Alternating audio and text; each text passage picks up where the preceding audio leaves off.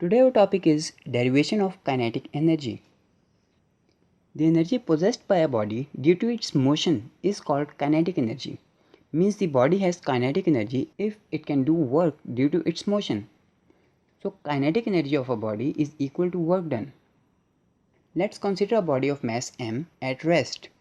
By applying force F, it starts moving with an acceleration a. After covering some distance s, its velocity becomes v. Now kinetic energy is equal to work done on the body, which is Fs. According to the Newton's second law of motion, F is equal to ma. And according to the third equation of motion, 2as is equal to vf square minus vi square. As in our case, initial velocity is 0 and final velocity is v. So the equation would be 2as is equal to v square minus 0, which is 2as is equal to v square. And the s would be is equal to v square by 2a.